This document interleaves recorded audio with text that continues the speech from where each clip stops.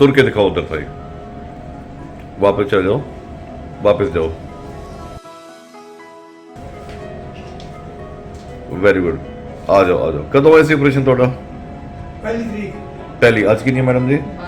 12। कद ऑपरेशन होया सीगा?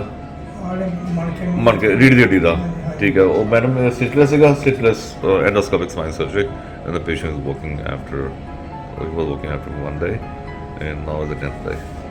जो मर्जी करो, तुरा फिरो, जो मर्जी करो, 15 दिन को जिथे मर्जी जाओ, कोई प्रॉब्लम नहीं आएगी ਤੁਹਾਨੂੰ। एक टांका लग गया सी, टांका निकल गया कि नहीं? कटते कि नहीं? कटते हैं बस ठीक है, ठीक है। तो बिल्कुल ठीक हो गया। और पट्टी 4 दिन में खोल देनी है, जो मर्जी करो। फील कितना कर रहे हो, कितना महसूस कर रहे हो?